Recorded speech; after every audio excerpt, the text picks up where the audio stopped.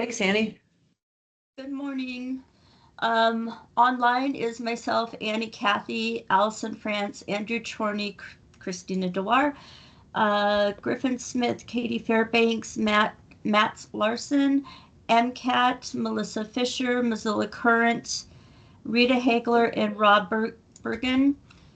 In 206, it looks like we have Commissioner Strohmeyer and Vero, Chris Lounsbury, Christina Dewar, Vinnie Pavlish, Ann Hughes, and I can't see on the other side. Oh, Carrie Powers. Ryan is back here. Lauren Ryan hiding in And the Lauren corner. Ryan. Carrie. Thank you. Oh, Um, Carrie Powers. Commissioners. It's Strohmeyer's camouflage hiding her. Yes. Consent agenda number 5 today is going to be postponed to another meeting. Laptop replacement for IT. Okay. Thank you. Is there any public comment on item not on the agenda?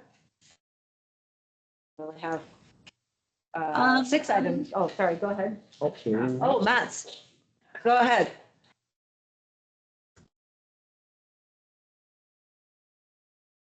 We see your hand. Oh, okay. Go ahead. Sorry.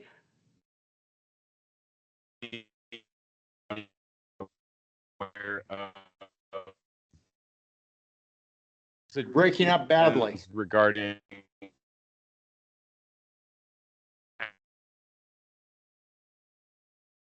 You're friends of the breaking home up. office and has potentially been exposed to asbestos in the home office, and the Missoula City County Health Department refuses to even acknowledge her complaint in a written form. She's contacted DEQ and the EPA regarding this issue, and I was just astounded that no one at the city or the county really, frankly, even wants to hear about asbestos, much less acknowledge a complaint in a written format. We're doing some testing right now on her place. We should have results in about a week. And I wanted to bring this to the attention of the county because it's part of a greater theme that I see reoccurring constantly here, where poor and disabled people are discriminated against. There's many examples, and there's even a DOJ settlement that the city of Missoula reached with the Department of Justice regarding that in 2004. But it doesn't seem like we've made much progress. We can't have accessible materials from our local library. We can't have sidewalk cutaways. We can't even have a regular sidewalk right away without businesses using them for expanded seating and patios. Some of this occurs right in front of our eyes, right in front of government buildings in the downtown area. And it puts people who are visually impaired or physically impaired or disabled into a dangerous situation where they can't navigate the public right away. You can look at the new developments such as Aspire, how the sidewalk grading is not up to ADA spec, and the cutaways aren't either. There's no curb cutaways, and there's not sufficient accessible parking in the city and the county. This again is just a reoccurring theme, and it seems to have been going on since before 2004 even.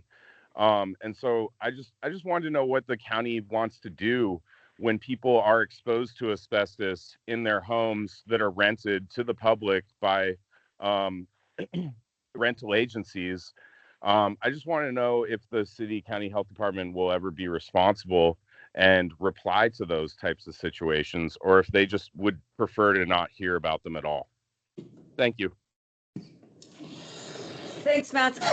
You broke up in the first maybe minute or so of your testimony. Can you email us at bcc@missoulacounty.us? Sure. Yeah, Okay. I'll email you a full situation. Yeah, thank you very much. Thank you. Any other public comment? Commissioners, I just wanted to throw out a reminder that after Thursday's admin, we won't have another one until March 11th. Goodness. You guys are traveling. Wow. Okay, thank you. Okay, on to the consent agenda. Items 1 through 7 minus 5. I would move that we approve consent agenda items 1 through 4 and 6 and 7.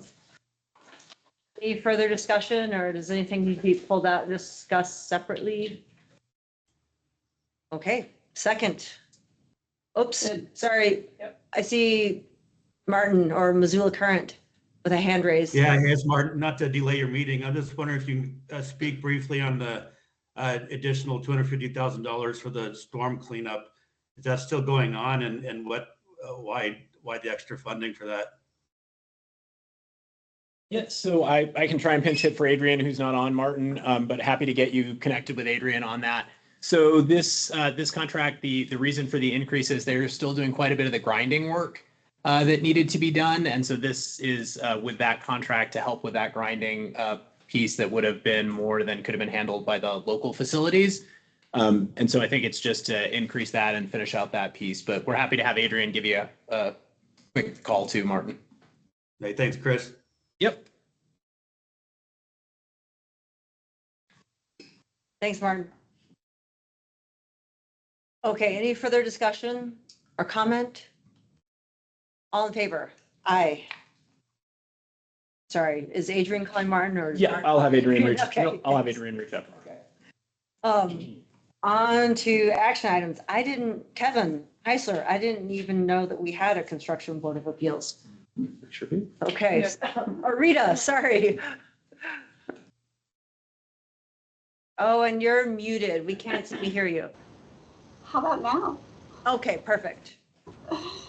Yes, I'm presenting for Kevin today, who's not able to make it. We do have a Board of Appeals. We are required by the state to have a Board of Appeals.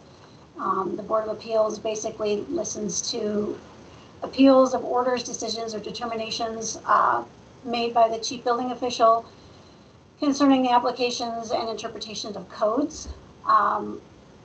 It is part of the administrative rules of Montana, section R112, to have a Board of Appeals. The Board of Appeals consists of an architect, an engineer, master plumber, master electrician, and a member at large. Derek Holland is currently on the board, but his term has expired, so we're requesting the board approve him for another 5-year term. He is a master electrician. Thank you. So we just request your approval. Thank you. Any discussion or thoughts? That we appoint Derek Holland. Second, it must be such a high functioning board that we never really engage with them. So That's a good thing. thank you. Okay. All in favor? Aye. Aye. Okay, on to correspondence. Lauren. I'll speak up. Good morning, everyone. So last year, if you recall, we received 2 grant funding sources from the state to help with hiring professional services to write our existing conditions analysis as part of the comprehensive plan update for economic and housing portion of those. Currently the CDBG funding source does not align with the closeout date of the other state funding source. We have a closeout date of September of this year for that, and the other grant closes out in December. So we are just requesting to the state that the CDBG funding go until December so that it aligns with that other closeout date of that grant. It just makes it easier as far as closeout and requesting reimbursement if those 2 closeout dates align. So we'll just basically be sending a letter to the state that asks for basically till the end of December for that funding source. And So we expect, I mean, is this just, yeah, this is just kind of routine. it's not really an ask. Yeah, It's yeah. And basically this was kind of a funky situation where they sent us the contract prior to us submitting any of our updated schedules. So they went with the schedule that we submitted when we originally applied for the grant. And then they had us sign the contract based on that old schedule, and we had revised it. And so, yeah, this, as far as I'm aware, talking with our grant staff, this is pretty routine, and basically we're just requesting to go until December. So I don't think it should be too big of a deal. So it'll just be a letter signed by the chair of the board. So Okay. Oh, Yeah. and this right there? Yeah. Okay, thank you. live signing. Yeah. Awesome. Thank you. Yeah, thank you. Legislative update. Yeah, a couple of quick bills to touch on this morning, commissioners. Oh, We'll start off with House Bill 460, which is a constitutional amendment question. We don't normally weigh in on constitutional amendment questions either at the legislature or when they're going out for a vote, because again, the citizens will get to vote on them. But this one is a little bit unique, and so I do want to talk to you about it really briefly. Our intention is to oppose this with your consent. So this would allow for folks to call what's known as a citizen grand jury. And so this would be the idea that you could go around and get signatures on a petition and impanel a grand jury to kind of investigate literally anything. It does not have any sideboards on it on what can be investigated, which in and of itself is slightly concerning.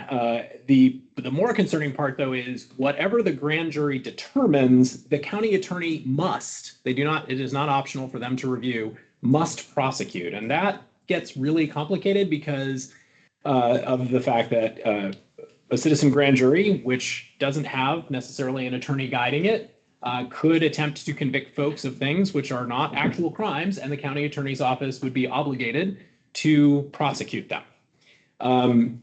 So this bill is pretty bad, but it doesn't have any sideboards that we would normally expect. This is not the first time this idea has come up, but historically, in the last few legislative sessions, when they have been proposed for a citizen grand jury, they've kind of had sideboards around the things that they could do.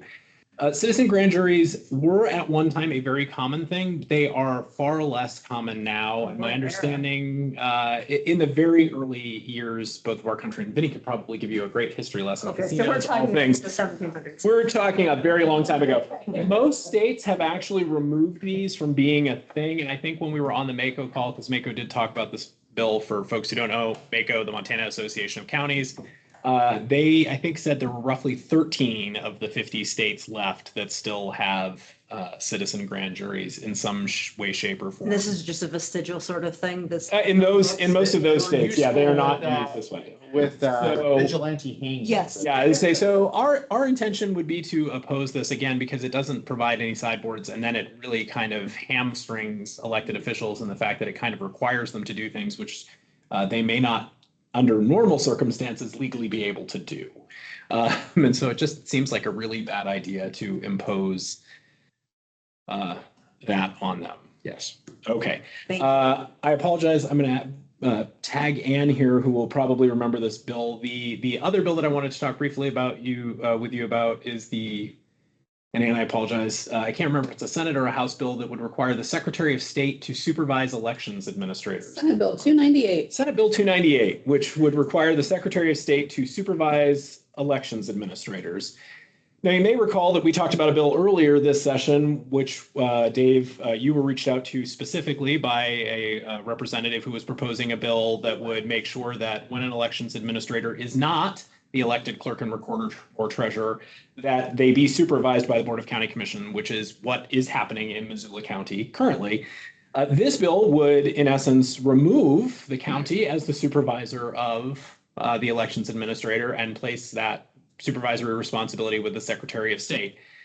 That's problematic in Missoula County, where we have a non-elected position, but it's even more problematic in counties where it's an elected position, because you've in essence created a position where somebody who's elected and accountable to the public directly is now being supervised by somebody else who's elected and accountable to statewide, the public, not just the local community.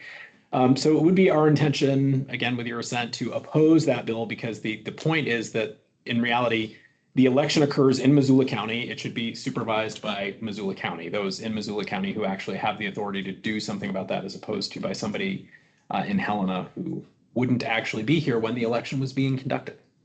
And is the language in the bill contemplating that the state of Montana would be paying the salary of the person? It does not. Of course They not. did not volunteer any funding for that particular bill at all. Oppose away. Okay. Yes, please. Last bill, just for an update, a bill that you're aware of that we've been working on and will continue to work on, House Bill 291.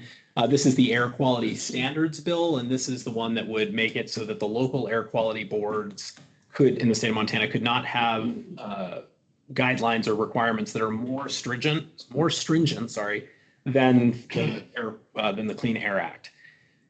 That sounds on its surface like a really good idea, but the problem is once you violate the Clean Air Act, you are what's considered a non-attainment area, and then the feds have control over what the air quality standards are, and they also set the requirements for what we have to do to then get below that threshold.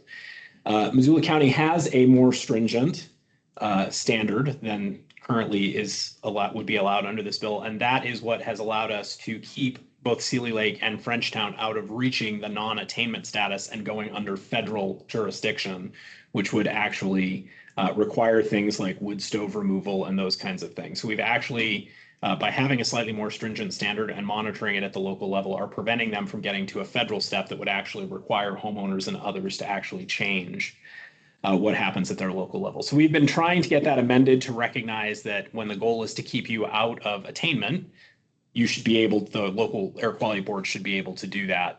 We've been unsuccessful so far. It has moved houses, but we're going to continue to work. What's the that response bill. you get to that suggestion? Or It's that local governments are overreaching, and that we should not be more stringent than And that what we're this not what the concerned state and the about feds. forcing the removal of wood stoves on. Not so far, It has been amended. but not with our amendment. I don't think that would do that. It has been amended, but I don't think with our. Related to non-attainment. Yes. Oh, did it get amended? Yeah. I apologize. I thought when I looked at it this morning, it did not have an amendment on it. That So dealt is with it still non-attainment. something we would oppose? Oh, so we may be changing our position. We may be changing our position. Ooh, live I action. thought when I read it this morning that it still did not have the non-attainment standard in there. It passed as amended, and there's only one amendment. And the amendment includes, does not apply to requirements necessary in areas classified as non-attainment, Yeah. So, maintenance, or to prevent. So it. oh, to prevent. or Okay, to that's, prevent I missed that. non-attainment as approved by the department. Gotcha. Sorry, I missed I that. may be not reading that correctly. So I will double check. Can you read it again? Necessary. This section does not apply to requirements necessary in areas classified as non-attainment, maintenance, or to prevent non-attainment as approved by the department to comply with national ambient air quality standards as required in the fire. Oh, great. That actually is our amendment. Okay, but there was like some double negatives in there that made me like confused. Right there with you. Okay. But it was amended. So it sounds like now that. Allow us to continue It was doing what we're doing. Yes, it sounds like what we would have to do though is have when the air quality board makes an adjustment, they would have to get it approved by the state now, where they do not currently have to do that, which is still better than just being straight out prohibited. So we'll double check with the health department and see if that meets, but it sounds like it might. I think it might. That's great. I love it when things change on the fly. So those are the three that we had for you this I morning. love it when you guys are Lots more keeping to track of things that are changing on the fly. Lots more to come. Next week, you guys will be at the Montana Association of Counties, and I know that they will have some time for you guys on the Hill, so we'll try to make sure that you're prepared with remarks for any bills that you feel like you would like to go up or that you're being asked by MACO to go up and testify on. So, Thank you. yeah. Thanks, Andy. Okay. Glad you caught that. Why it takes the village. It takes the village, people. Well, any other upcoming events or invitations? No, just a reminder, you guys will, so that folks know, you will be at Montana Association of Counties next week, and then the following week is the National Association of Counties. So you'll be out for a few days. That's why we don't have admin for the next couple of weeks while you all are traveling. First to Helena. Goodness, yeah, to Washington. BCC. Okay. No questions from anyone online? Okay, thanks, everyone. Have a Thank great you. rest of your day. Goodbye.